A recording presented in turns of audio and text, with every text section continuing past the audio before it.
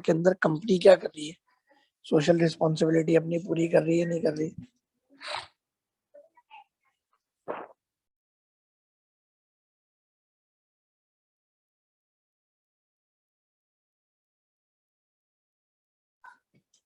ठीक है, तो ये देखना जरूरी होता है। ऐसा तो नहीं है कि भाई मिसाल है हमको ऐसी चीज बना रहे हैं जिससे एनवायरनमेंट को नुकसान पहुंच रहा है। जैसे बीच में आप देखें यूरो 2 इंजन गाड़ियों के अंदर आ गया। अब इसका मकसद क्या था, ये एनवायरनमेंट फ्रेंडली गाड़ियां बने जिनका जो धुआं है, जैसे हम सल्फर डाइऑक्साइड और ये कार्बन मोनोऑक्साइड, इस तरीके का जो धुआं है, जो फ्यूम्स है, जो एनवायरनमेंट को नुकसान पहुंचा सकती है, वो कम से कम हो जाए। तो यूरो 2 के स्टैंडर्ड उन्होंने इंट्रोड्यूस कर दिया। फिर बहुत सारी कंपनीज हैं जो प्लांटेशन ड्राइव्स करती हैं, ट्रीज प्लांट करती हैं। बहुत सारी कंपनीज जो है वो किसी हॉस्पिटल को सपोर्ट कर देंगी, किसी स्कूल को सपोर्ट कर देंगी। ठीक है, फिर एम्प्लॉयज के लिए कोई ऐसा पैकेज बनाया होगा उन्होंने, या माशरे में बहुत सारे लोग ऐसे जो है बाकी राशन के हवाले से, चीजों के हवाले से उस तरीके से सपोर्ट करेंगे। तो ये कंपनीज के लिए देखना जरूरी है कि भाई वो अपनी सोशल रिस्पॉन्सिबिलिटी पूरी कर रहे हैं और उस मद में या उस में क्या काम कर रहे हैं सोशल कॉन्टेक्स्ट के अंदर वो। ठीक है, और उनकी किसी एक्टिविटी से, बिजनेस एक्टिविटी से जो है वो सोसाइटी को, एनवायरनमेंट को कोई हार्म नहीं पहुंचना चाहिए, कोई नुकसान नहीं पहुंचना चाहिए। ये भी बहुत जरूरी होता है। इसको हम कहते हैं सोशल रिस्पॉन्सिबिलिटी। ठीक है, तो ये जैसे वक्त गुजरता जा रहा है तो कॉर्पोरेट सोशल रिस्पॉन्सिबिलिटी के नाम से जो है वो, मतलब समझ ले, एक बिजनेसेस के ऊपर एक लाजिम हो गया है कि भाई आप अपनी कॉर्पोरेट सोशल रिस्पॉन्सिबिलिटी पूरी करेंगे। बिजनेस के अंदर तो आप प्रॉफिट्स अलग से एंजॉय कर सकते हैं, प्रॉफिट्स बना सकते हैं, पर उसके अलावा जो है आप सोशल वर्क के अंदर भी, सोशली भी आप अपना काम करते रहेंगे, सोशल रिस्पॉन्सिबिलिटी भी पूरी करेंगे। ठीक है, ये पहला पॉइंट है। दूसरा पॉइंट है गवर्नमेंट रेगुलेशंस। अब गवर्नमेंट रेगुलेशन जो है बहुत इंपॉर्टेंट होती है। भाई बिजनेस चल रहा है, अचानक से जो है गवर्नमेंट ने नया टैक्स इंट्रोड्यूस कर दिया। अब जब कोई नया टैक्स लगेगा, जाहिर सी बात है तमाम बिजनेसेस को कंप्लाई करना पड़ेगा, ओबे करना पड़ेगा। तो वो चलते चलते अचानक से उनके काम में चेंज आ जाएगा। ठीक है, जैसे जुल्फिकार अली भुट्टो के दौर में वो था, इंडस्ट्रीज जो है वो नेशनलाइज हो गई थी। ठीक है, गवर्नमेंट के पास इंडस्ट्रीज का कंट्रोल आ गया था। तो ये भी बहुत जरूरी है देखना कि भाई वो जो है गवर्नमेंट किस तरीके से चीजों को लेकर चल रही है, गवर्नमेंट रेगुलेशंस क्या है, गवर्नमेंट के लॉज क्या है, गवर्नमेंट किस तरीके से उनको चेंज कर रही है। जैसे वेजेस का लॉ है, ठीक है, मतलब मिनिमम सैलरी अब गवर्नमेंट हर साल 2,000 3,000 बढ़ा देती है। तो बिजनेसेस बाउंड होते हैं कि उनको उतना पे करना है अपने एम्प्लॉयज को। इसी तरीके से टैक्सेस है, टैक्सेस के अंदर चेंज आती रहती है। नए बिजनेसेस की रजिस्ट्रेशन है, वो लॉज के अंदर चेंज आती रहती है। हर साल नई नई चीजें इंट्रोड्यूस होती है। अभी डॉक्यूमेंटेशन आप देखिए कितनी बढ़ गई है, पहले इतनी डॉक्यूमेंटेशन नहीं होती थी। अब चाहे बिजनेस स्टार्ट करना हो आपने, या मस्जिद एक्सपेंड करना हो, या कुछ और काम करना हो, तो उसके लिए डॉक्यूमेंटेशन अब पहले के मुकाबले में काफी चीजें ज्यादा मांगते हैं आपसे। ठीक है, अब देखिए पहले बायोमेट्रिक नहीं होती थी अकाउंट के लिए, फिर उन्होंने देखा फेक अकाउंट्स है, बायोमेट्रिक इंट्रोड्यूस कर दी। हमारा अकाउंट होल्डर को बायोमेट्रिक करवाना जरूरी है। अब ये भी अचानक से एक रेगुलेशन आ गई। अभी फिलहाल आप कोविड की एग्जांपल ले लें। अब ये रूल इन्होंने बना दिया, भाई जो वैक्सीन नहीं करवाएगा उसको सैलरी नहीं देंगे। तो ये भी एक रूल है। अब सबको इससे कंप्लाई करना जरूरी है। अगर आप नहीं करेंगे, कंपनी के अंदर काम कर दें, तो गवर्नमेंट आपकी पे रोक लेगी। तो इस वजह से गवर्नमेंट रेगुलेशंस बहुत इंपॉर्टेंस इस वजह से कैरी करती है कि देखना जरूरी है कि क्या रूल्स बना रही है। जैसे साइबर क्राइम का लॉ बना था पिछले दिनों में, इंटरनेट प्राइवेसी के हिसाब से साइबर क्राइम का लॉ बना। उसमें क्या था कि भाई अगर कोई ऑनलाइन आपके साथ फ्रॉड होता है, या कोई इशू होता है, कुछ भी ऐसी कोई चोरी होती है ऑनलाइन, या कोई प्रॉब्लम होती है, तो आप साइबर क्राइम के बिल के तहत उसको रिपोर्ट कर सकते हैं। तो गवर्नमेंट उस पर कंसर्न एक्शन लेगी। जैसे अभी रेप के ऊपर इन्होंने लॉ बनाया कि भाई आप केमिकली कैस्ट्रेट कर सकते हैं। ठीक है, ये हम सजा देंगे जैसे भी हमें लगेगा। अब उसके हिसाब से मेरे ख्याल से कोई सजा हुई नहीं अभी तक, पर ये भी इन्होंने एक लॉ बना दिया। तो ये भी चले, एक बेहतरी है कि वो लॉ बना देते हैं, इम्प्लीमेंट अब वो नहीं कर पाते या नहीं प्रेशर होता है बहुत सारी जगहों से, वो एक अलग चीज है। पर government regulation on end of जो है वो मैटर करती है, पर सेफ्टी के हवाले से अक्सर गवर्नमेंट लॉज पास कर देती है, फिर वो कंपनीज को, ऑर्गेनाइजेशन को मीट करना जरूरी होता है। ठीक है, पर जैसे कंज्यूमर प्रोटेक्शन के गवर्नमेंट ने बिल्स बनाए कि भाई कंज्यूमर कोर्ट्स बना दिए, पहले नहीं होते थे। फिर उसके अंदर कंज्यूमर की राइट्स, अब कंज्यूमर को ज्यादा पता है मेरी क्या राइट्स है। ठीक है, तो वो भी इम्पोर्टेंट है कंज्यूमर को जानना कि भाई मेरी क्या राइट्स है क्या नहीं है। इसके भी गवर्नमेंट ने बहुत सारे लॉज बनाए, इसके कोड भी बना दिया, कंज्यूमर कोड, जब चीजों को जो है वो और बेहतर तरीके से लोग जो है वो कंज्यूमर्स जो है उसको इवेल्युएट कर सकते हैं और थोड़ा सेटिस्फाइड फील कर सकते हैं कि अगर हमारे साथ कोई इशू आएगा तो भाई कंज्यूमर लॉस तो है, कोर्ट्स तो प्रेजेंट है।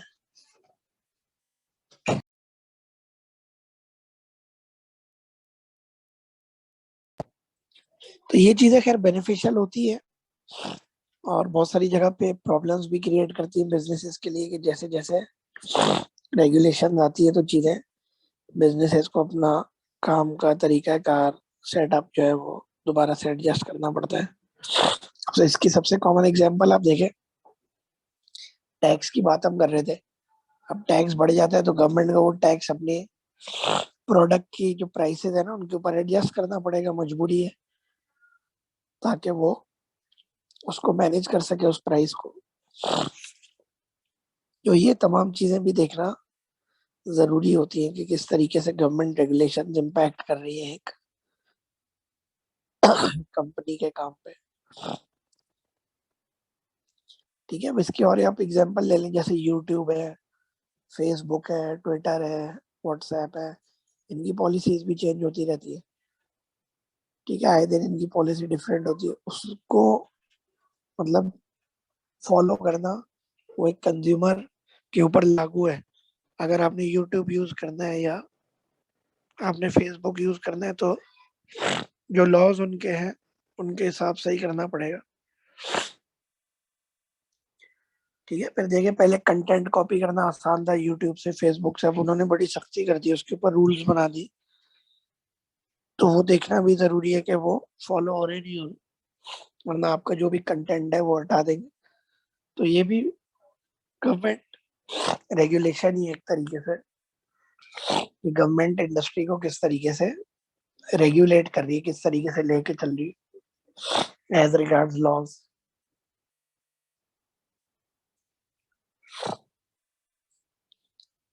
थर्ड पॉइंट जो इसके अंदर आता है, पहला था सोशल रिस्पॉन्सिबिलिटी, फिर गवर्नमेंट रेगुलेशंस, थर्ड है प्रोटेक्शन अगेंस्ट टेररिज्म। अब ये भी एक बड़ा इशू है प्रोटेक्शन अगेंस्ट टेररिज्म के भाई, हर वक्त जो है टेररिस्ट का, पहले तो खैर बहुत ज्यादा था, अब काफी हद तक कंट्रोल हो गया, पर टेररिस्ट अटैक्स का जो है वो इशू रहता है। अब वो आप फिजिकली बोलेंगे तो जाहिर सी बात है टेररिस्ट जो है वो कहीं भी हमला कर सकते हैं, जैसे बल्दिया फैक्ट्री में आग लगा दी उन्होंने। ठीक है, भत्ता ना देने पे, इसी तरीके से ऑनलाइन भी टेररिज्म हो सकता है। ठीक है, ऑनलाइन आपको थ्रेट्स मिल सकती है, हैकर जो है वो पूरा सिस्टम क्रैश करने की धमकी दे सकते हैं।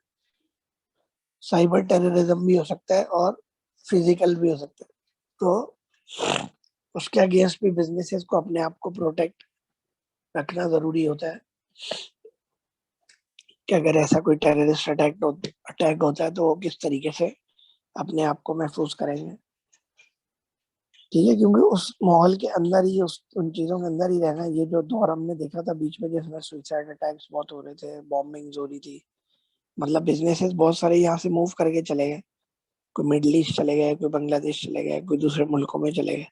उसकी रीजन ये थी कि यहाँ पे सेफ एनवायरनमेंट ही प्रोवाइड नहीं हो रहा था बिजनेस करने का।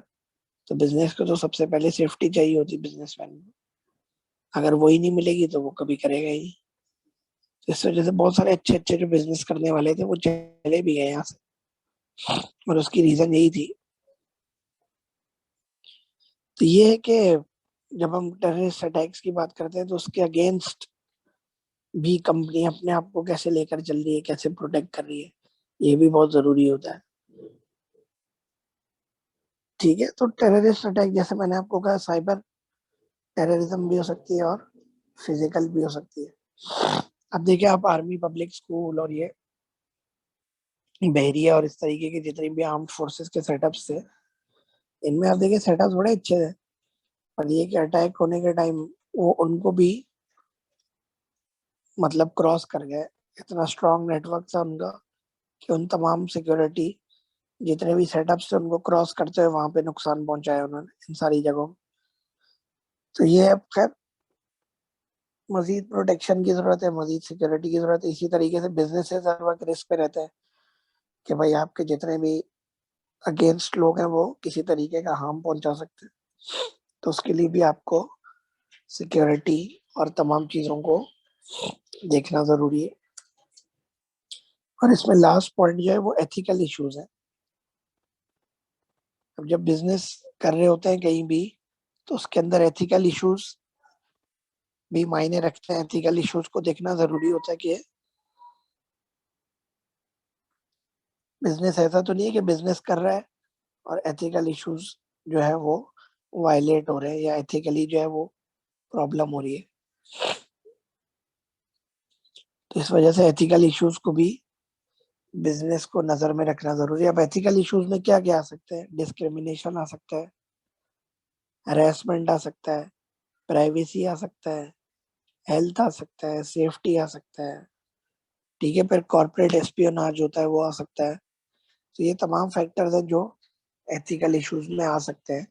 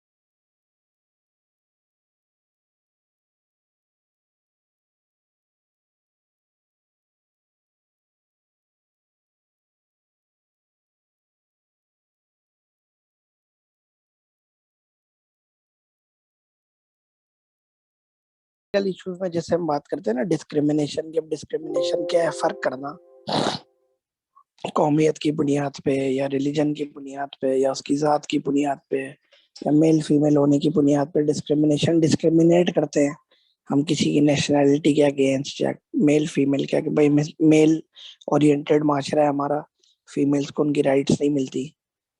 ठीक है, तो ये इशू आता है अक्सर डिस्क्रिमिनेशन का। तो अक्सर कंपनीज, मैंने आपको पहले भी बताया था, ये क्लेम करती है कि हम इक्वल एम्प्लॉयमेंट अपॉर्चुनिटी प्रोवाइड करते हैं, चाहे वो मेल फीमेल है, चाहे ब्लैक व्हाइट्स है, चाहे किसी भी नेशनैलिटी का है। इसमें लोग जितनी भी खैर कोशिश करना चाहे, डिस्क्रिमिनेशन थोड़ी बहुत कहीं ना कहीं से हो जाती है। अक्सर आप देखें डोमिनेटेड इदारे होते हैं, अगर एक पर्टिकुलर किसी नेशनैलिटी का बंदा है तो वो पूरे इदारे को कोशिश करेगा वैसे ही लोग आए।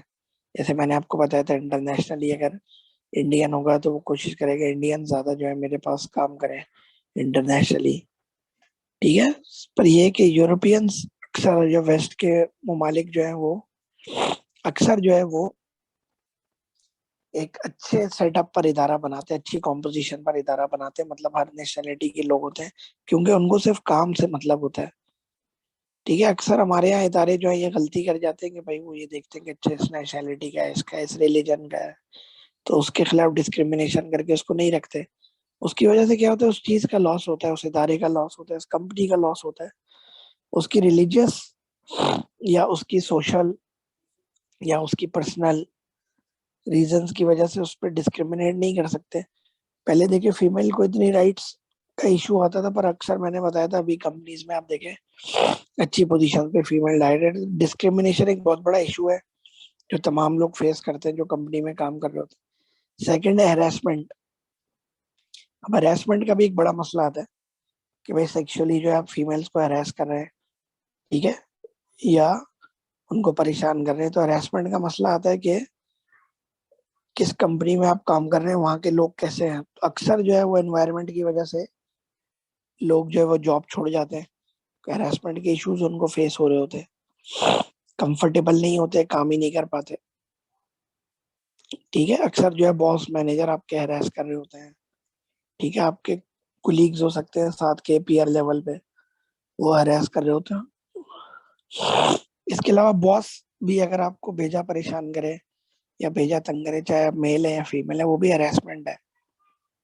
ठीक है, धमकाना हर वक्त प्रेशर में रखना, वो सब भी जो है वो हरासमेंट में ही आता है। ठीक है, उसको भी हम कह सकते हैं कि वो हरास हो रहा है या हरास कर रहा है, आपको परेशान कर रहा है। थर्ड पॉइंट जो है वो प्राइवेसी है। अक्सर जो है कंपनीज क्या करती है, एम्प्लॉयज की प्राइवेसी इन्वेड कर देंगी या आप दूसरे की प्राइवेसी में घुस जाते हैं। ठीक है, तो हर बंदे को अपना रूम देना चाहिए, उसकी प्राइवेसी को रिस्पेक्ट करनी चाहिए।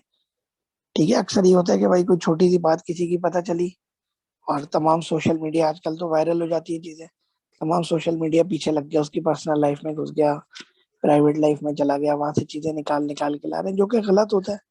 ठीक है, उससे उसके काम पर तो इम्पैक्ट नहीं हो रहा। ठीक है, पर्सनली लेट से कोई सिगरेट पीता है या कोई ऐसा काम करता है और वो किसी कंपनी का हेड है, तो कंपनी का हेड है तो वो कंपनी को जाहिर सी बात है काम करके दे रहा है, 110% करके दे रहा है। पर जाती तौर पे अगर वो कुछ अपना काम कर रहा है तो उसका जाती इशू, प्राइवेसी इन्वेड नहीं करनी चाहिए किसी की, और हर किसी की प्राइवेसी की रिस्पेक्ट करनी चाहिए आपको, चाहे वो कोई भी हो। ठीक है, फिर हेल्थ एंड सेफ्टी एक मसला है। भाई कंपनीज के अंदर जो है वो अक्सर मुश्किल पोजीशंस पे लोग काम कर रहे होते हैं, जहाँ पे उनकी हेल्थ का इशू होता है, केमिकल्स के साथ डील कर रहे होते हैं, सेफ्टी का इशू होता है। कंपनी क्या एक्स्ट्रा काम कर रही है उनकी हेल्थ और सेफ्टी के लिए, ये देखना बड़ा इंपॉर्टेंट है। ठीक है, कि कंपनी क्या हेल्थ और सेफ्टी उनकी इंश्योर कर रही है। ठीक है, तो ये भी एक बड़ा स्ट्रॉन्ग प्रिंसिपल है। एडमिन जब भी काम कर रही होती है तो ये जरूर देखती है कि भाई, ये समझ ले एक शी का प्रिंसिपल होता है, सेफ्टी हेल्थ एंड एनवायरनमेंट। तो ये बहुत सारे एडमिन के जो डिपार्टमेंट्स होते हैं वो इसको इंश्योर करते हैं कि भाई हेल्थ और उनकी सेफ्टी जो है वो सिक्योर है, कोई इशू नहीं है। कंपनी के अंदर जो है अनऑथराइज बंदों को आना मना होता है। ठीक है, फिर यहाँ पर जब डिफिकल्ट पोजीशंस पे लोग काम कर रहे होते हैं तो उनकी हेल्थ को कंपनी मेंटेन करती है, उनके लिए अलग से पैकेजेस रखे होते हैं कि भाई अगर खुदा ना खास्ता कोई मसला होगा तो हम उसको कवर करेंगे। अक्सर देखे लोग जो डॉक्टर्स बेचारे कितने कोविड की वजह से उनकी डेथ होगी, क्योंकि वो कोविड वार्ड्स में काम कर रहे थे। पर ये है कि उनको तमाम सेफ्टी गियर दिया जाता था, ग्लव्स, हेलमेट दिया जाता था कवर करने के लिए, मास्क वगैरह था, तमाम चीजें थी, तो उनकी हेल्थ और सेफ्टी को इंश्योर किया जाता था। पर वो जॉब उनकी ऐसी है, करनी तो जरूरी थी। अब उसके बाद भी किसी को हो गया या कोई बात हो गई तो वो फिर कंपनी ऑर्गेनाइजेशन उसको प्रोटेक्ट करने की या फैसिलिटी देने की कोशिश करती है। तो ये भी एक इम्पोर्टेंट एथिकल इशू है जो लोग अक्सर कंपनीज में फेस करते हैं। ठीक है, बाकी ये होता है कि भाई आप कोई बहुत आपका एम्प्लॉय सिक रहता है, कुछ है, फिर कंपनी इंश्योरेंस पॉलिसीज बनाती है।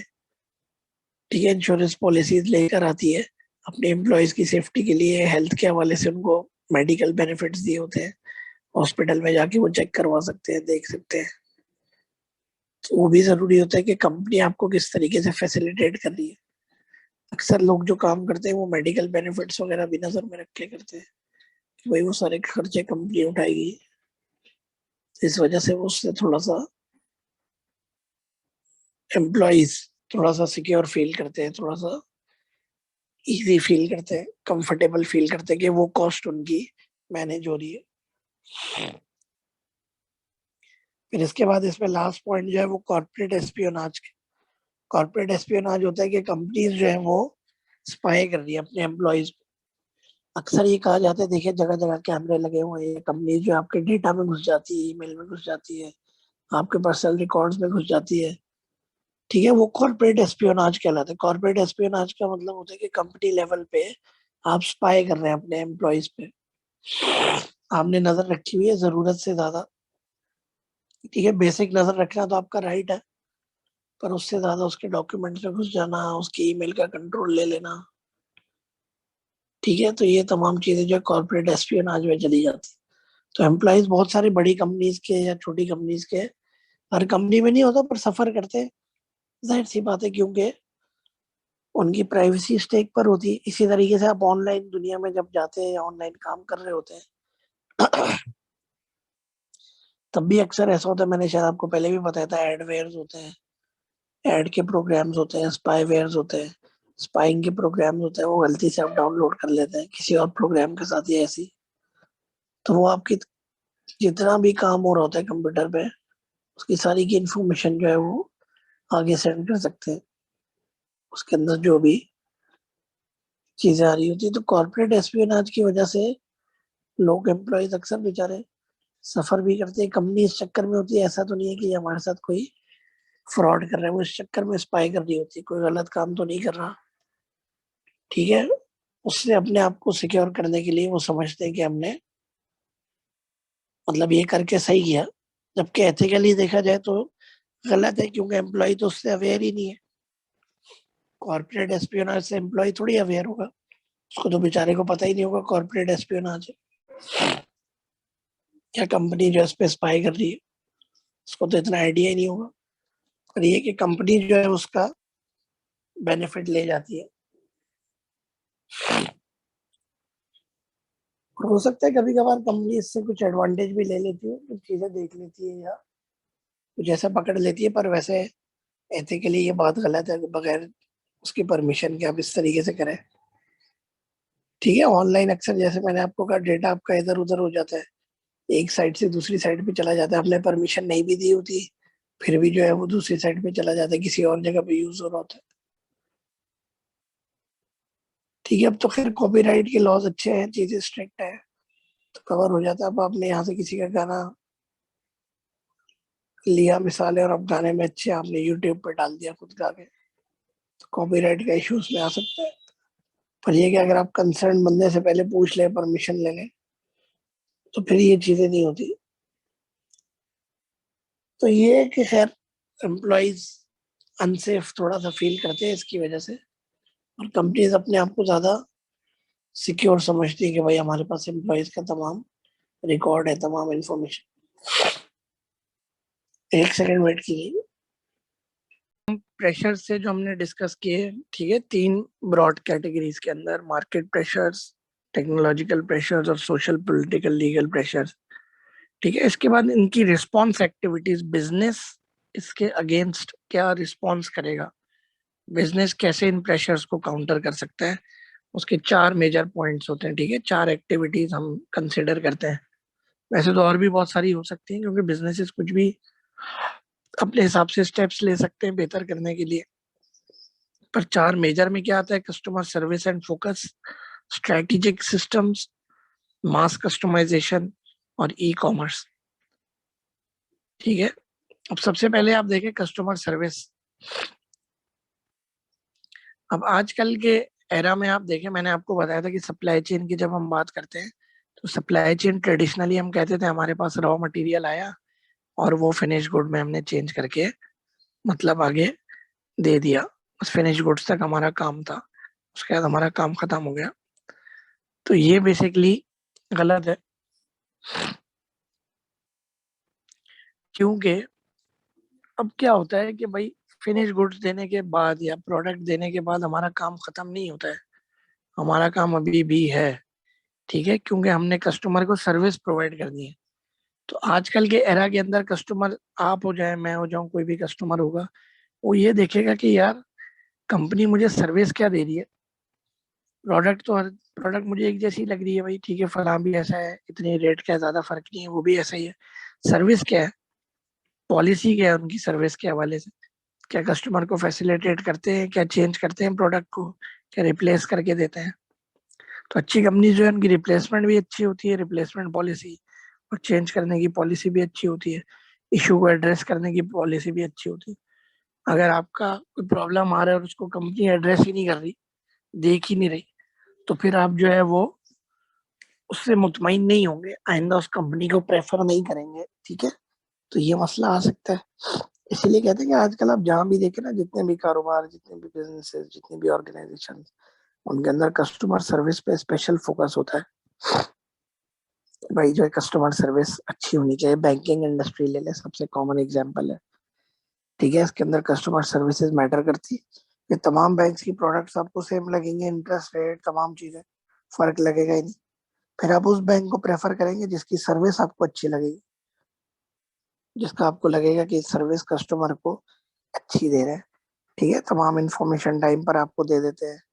ठीक है, और आपको कोई स्टेटमेंट चाहिए, कुछ चाहिए, कहीं भी कोई प्रॉब्लम है, आपको असिस्ट करते हैं, हेल्प करते हैं। उन्हीं सर्विसेज की वजह से कंपनीज जो है वो फिर एडवांटेज लेकर जाती है। फिर वो कस्टमर को फोकस करते हैं। बैंक्स में देखिए रिलेशनशिप मैनेजर्स होते हैं। ठीक है, एक अच्छी रिलेशनशिप बना के रखते हैं अपने अच्छे क्लाइंट्स के साथ। जो बड़े क्लाइंट्स होते हैं उनको स्पेशल प्रिविलेजेस देते हैं, बर्थडे पे विश कर देंगे, कोई कार्ड सा भिजवा देंगे, कुछ कर देंगे। ठीक है, तो वो कस्टमर को बेसिकली अपनी तरफ अट्रैक्ट करने के तरीके होते हैं। उनके लिए अलग पैकेजेस बनाएंगे कि भाई ये आपके लिए हमने अलग सा पैकेज बनाया है, ये आपके फायदे का है। उसकी रीजन यही होती है कि कस्टमर आपके साथ अट्रैक्ट रहे। अब तो नॉर्मल कंपनीज भी खैर कस्टमर का रिकॉर्ड रखने लगी हैं और सर्विस के हवाले से देखती हैं कि भाई हम क्या सर्विस मजीद बेहतर कैसे दे सकते हैं और उसको कैसे अपने साथ अटैच रख सकते हैं। ठीक है, तो ये आने वाला एरा जो है, ये तो वैसे भी कस्टमर सर्विस और समझ लें फोकस का ही है कि भाई कस्टमर पे किस हद तक ध्यान दिया जा रहा है और किस तरीके से उसको फैसिलिटेट किया जा रहा है। क्योंकि जैसे ग्लोबलाइजेशन हुई है ना, अब कस्टमर के पास ऑप्शंस बहुत है। पहले वो महदूद होता था, भाई प्रोडक्ट एक ही तरह की होती थी, एक ही मुल्क में एक ही शहर में मिल रही है। अब उसके पास ऑप्शंस है, आप नहीं देंगे अच्छी सर्विसेज, स्विच कर जाएगा। पहले स्विच करने का इतना इशू नहीं था, मोनोपोली थी बहुत सारी डिपार्टमेंट्स में, बहुत सारी जगहों पे। जैसे पीटी सेल की हमने अक्सर एग्जांपल डिस्कस किए। पीटी सेल की मोनोपोली होती थी, पर जैसे जैसे वक्त गुजरता गया, मोबाइल कंपनी आती गई, वो मोनोपोली खत्म हो गई। अब पीटीसीएल अच्छी सर्विस देने की कोशिश करते हैं, पर वो जो इनिशियल इंप्रेशन था वो लोगों के दिमाग से उस तरीके से जाता ही नहीं है। ठीक है, अब जैसे पाकटेल था, पाकटेल बंद हो गया, बाद में चाइना मोबाइल ने ले लिया, जोंग बन गया। तो जोंग को बिल्कुल नई ब्रांडिंग, नए नाम से आना पड़ा। अगर वो पाकटेल ही चला रहा होता तो नहीं चल पाता, क्योंकि पाकटेल की सर्विसेज से लोग सेटिस्फाइड नहीं थे। चाइना मोबाइल लेने के बाद सर्विसेज भी बेहतर हुई, चीजें बेहतर हुई, तो बहुत सारे लोग जो है वो इसकी तरफ मूव कर गए। ठीक है, तो ये इंपॉर्टेंट होता है कि कंपनी किस तरीके से क्या सर्विस दे रही है या कस्टमर को फैसिलिटेट कर रही है। ठीक है, वहीं पर कस्टमर जो है वो ज्यादा सेटिस्फाइड होता है।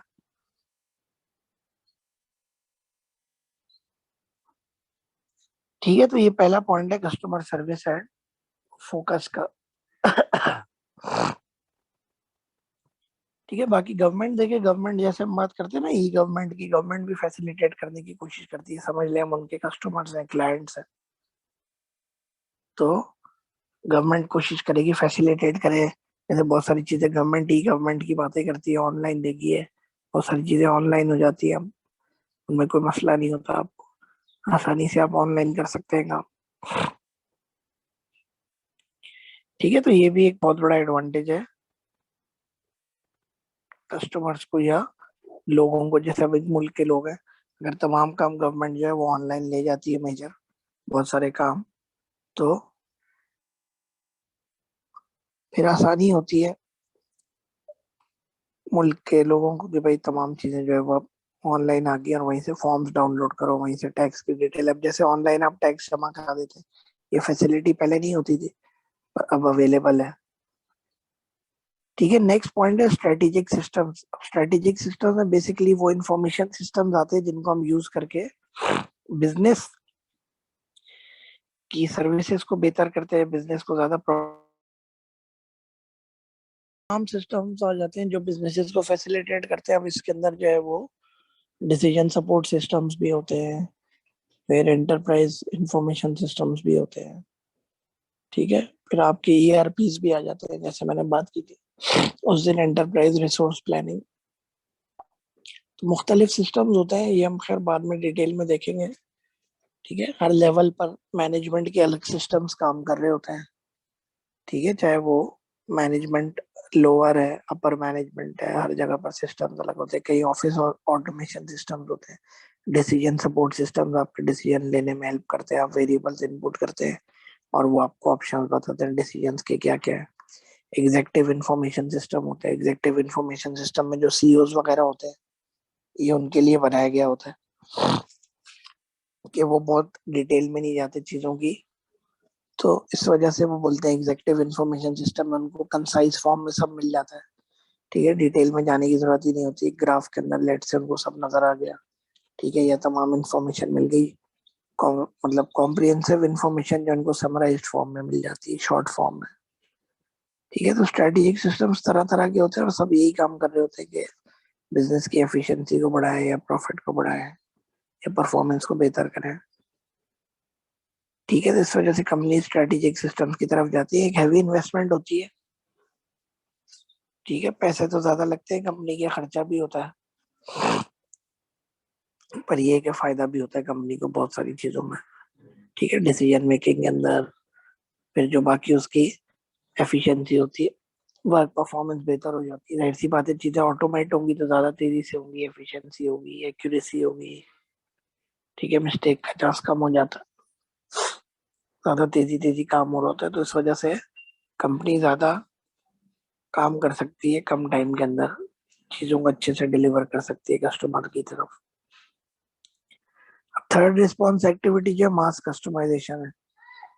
मास कस्टमाइजेशन का मतलब है कि कस्टमर की प्रेफरेंसेस के हिसाब से प्रोडक्ट को बनाना, कस्टमर के टेस्ट के हिसाब से प्रोडक्ट को बनाना। पहले जैसे मैंने आपको बताया था, पहले क्या होता था प्रोडक्शन एरा के अंदर या शुरू शुरू के टाइम के अंदर, कंपनी चीजें बनाती थी और मार्केट में डंप करती जाती थी, ठीक है। उससे क्या होता था, कस्टमर तक चीज तो पहुंच जाती थी पर बहुत सारी चीजें उसके फेवर की नहीं होती थी, पसंद की नहीं होती थी, उसको अपील नहीं करती थी। तो फिर कस्टमाइजेशन का कॉन्सेप्ट है कि भाई हमने सिर्फ प्रोडक्ट को पुश नहीं करना होता कस्टमर की तरफ, कस्टमर को हमारे खुद अट्रैक्ट होना चाहिए। कस्टमर तभी अट्रैक्ट होगा जब उसकी पसंद की फीचर्स जो है प्रोडक्ट के अंदर मौजूद होंगे, ठीक है। तो डिमांड क्रिएट होगी। तो जब ये बड़े लेवल पर चीज होती है कि कस्टमर की प्रेफरेंसेस को, टेस्ट को हम रखकर नजर में अकोमोडेट करते हैं या चीजें बनाते हैं, प्रोडक्ट या सर्विसेज देते हैं, तो वो कहलाती है मास कस्टमाइजेशन।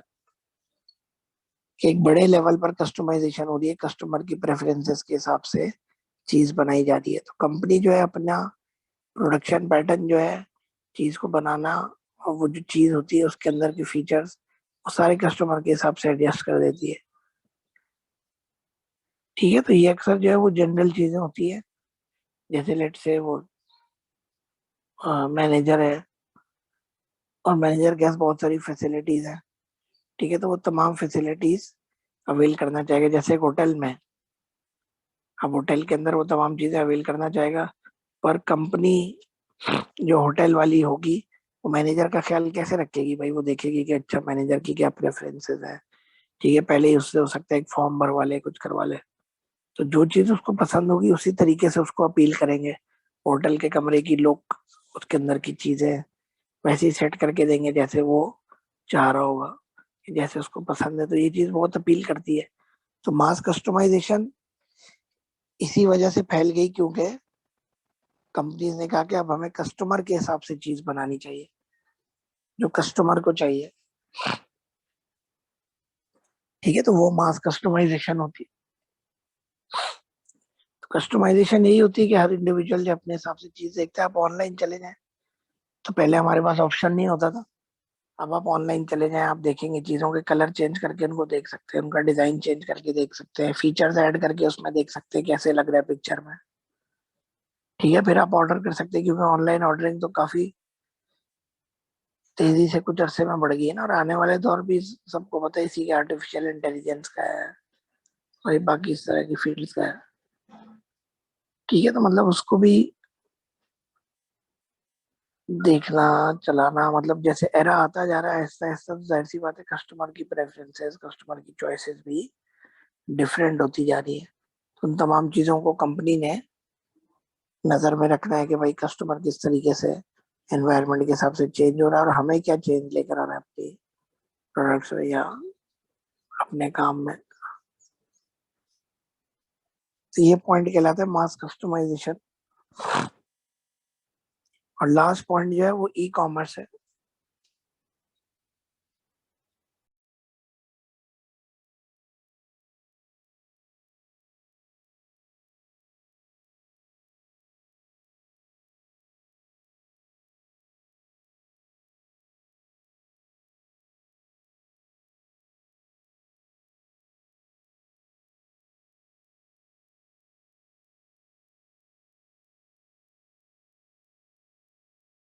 ई कॉमर्स इसमें क्या है, आप जैसे ई कॉमर्स ई बिजनेस की बात करते हैं तो ये भी एक ग्रोइंग ट्रेंड है, जिसपे हमारे पूरा कोर्स बेस करता है कि भाई पहले ये चीजें नहीं होती थी, कस्टमर को फैसिलिटेशन नहीं मिलती थी, फिजिकली उसको मूव करना पड़ता था, चीजें परचेज करने के लिए जाना पड़ता था।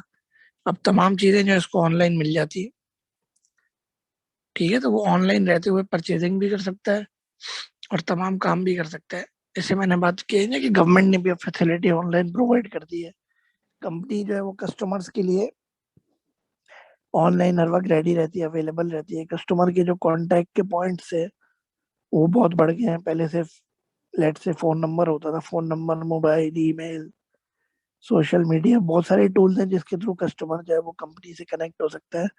और अगर उसकी तमाम चीजें पूरी नहीं होंगी, रिक्वायरमेंट्स, तो हो सकता है कंपनी को वो इन्हीं चैनल्स के थ्रू डिफेम भी कर सकता है, उनका नाम खराब भी कर सकता है। ठीक है, तो ई कॉमर्स एक ग्रोइंग ट्रेंड है। और जाहिर सी बात है अभी तो खैर कुछ अरसे में आपने देखा है, जब से आप लोगों ने टेक्नोलॉजी में एंटर हुए होंगे, यूज करनी शुरू होगी की होगी, तो ये चीजें तो अब आपके लिए बड़ी कॉमन है। ऑनलाइन वर्ल्ड, ठीक है, ज्यादातर ऑर्डरिंग आप देखें लॉकडाउन के अंदर, तमाम इसके अंदर, कोविड के अंदर इन बिजनेसेस ने बड़ी तेजी से ग्रो किया है। बाकी बेचारे बहुत सारे बिजनेसेस लोकल लेवल के, मोहल्ले के, इधर उधर के बंद हो गए, नहीं सरवाइव सरवाइव कर पाए क्योंकि पैसे ही नहीं थे। ठीक है, पर ऑनलाइन बिजनेसेस अगर आप परसेंटेज देखेंगे ना, और जितने भी बड़े एंटरप्रेन्योर्स हैं, चाहे गेट्स ले लें, चाहे जकरबर्ग ले लें, एलॉन मस्क ले लें, जो भी है, इन सब ने भी जो है वो ऑनलाइन बिजनेसेस के अंदर बड़ा फ्लरिश किया, बड़ा फायदा उठाया, बड़ा बेनिफिट लिया। ठीक है, तो वो ऑनलाइन का जो बिजनेस है ना वो बड़ा एक जबरदस्त चीज है आजकल के era के हिसाब से। और अब तो खैर क्योंकि फैल गई इतनी, तो अब जाहिर सी बात है बनाने वाले भी, कंपनी चलाने वाले भी ये सोचते हैं कि भाई हमारी बहुत बड़ी परसेंटेज जो है कस्टमर्स की वो तो ऑनलाइन है, तो उनको कैसे सर्व किया जाए। तो उसके हिसाब से भी अक्सर आप देखें ऑनलाइन जब कोई नई कंपनी स्टार्ट होती है तो डिस्काउंट देती है। जैसे एयर ब्लू है, एयर ब्लू ने अपनी ऑनलाइन टिकटिंग स्टार्ट की तो शुरू में बड़े अच्छे अच्छे डिस्काउंट दिए कि अगर आप ऑनलाइन बुक करवाएंगे टिकट तो आपको अच्छा परसेंटेज ऑफ मिल जाएगा। तो उसकी रीजन ये होती है कि वो कस्टमर को अट्रैक्ट कर रहे होते हैं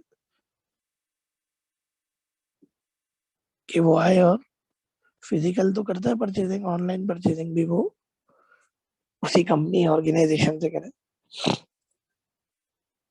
ठीक है, तो ई बिजनेस के अंदर खैर बहुत सारी चीजें आ जाती है, जैसे OLX वगैरह देखिए, पहले नहीं होता था, OLX आ गया, आप एक्सचेंज कर सकते हैं प्रोडक्ट्स को, सेकेंड हैंड प्रोडक्ट्स आप घर बैठे बैठे खरीद सकते हैं, अपने यहाँ से सेकेंड हैंड प्रोडक्ट्स को बेच सकते हैं।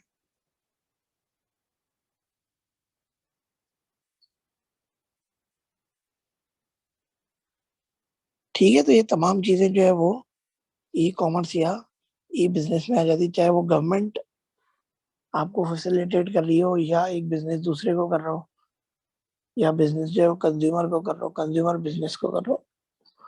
किसी भी तरीके से जो चैनल्स होते हैं तमाम, जो मॉडल्स होते हैं ई कॉमर्स के, हम बाद में देखेंगे, ये तमाम जो है वो बेनिफिट ही पहुंचा रहे होते हैं, फैसिलिटेट कर रहे होते हैं, कम टाइम के अंदर टाइमली प्रोडक्ट पहुंचा रहे होते हैं अच्छी क्वालिटी की, ताकि कंपेटिटर उसका एडवांटेज ना लेकर जा सके। मैंने आपको बताया था जो ऑनलाइन वर्ल्ड में नहीं है, सिर्फ ऑफलाइन में, उसको ये डिसएडवांटेज है कि बहुत सारी कंपनीज तो ऑनलाइन काम कर रही है, तो कस्टमर के पास तो ऑप्शन है, वो स्विच कर जाएगा। अब जैसे ऑनलाइन एजुकेशन है, अब इसके बेनिफिट्स भी है, नुकसानात भी है। अब ऑनलाइन एजुकेशन में ये है कि चलो आप जो आपका कंसर्न डिपार्टमेंट है यूनिवर्सिटी, उससे आप कनेक्टेड तो है, ये एक एडवांटेज है।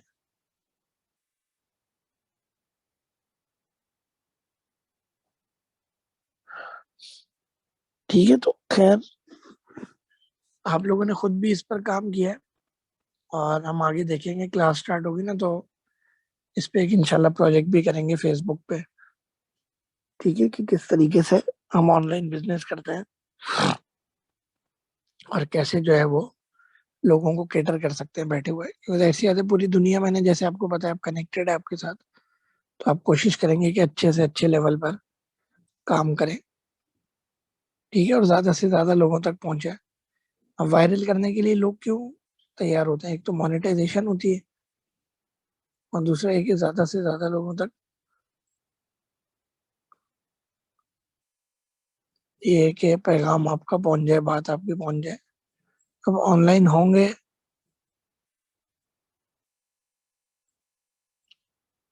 ठीक है, तो ऑनलाइन रहते हुए ये बहुत जरूरी होता है कि किसको हम क्या सर्विस दे रहे हैं। ठीक है, फिर ये कि इंशाल्लाह नेक्स्ट क्लास में कंटिन्यू करते हैं।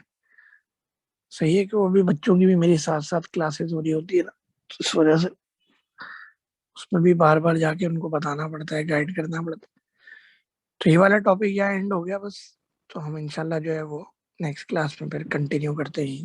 ठीक है, चलें, अल्लाह हाफ़िज़।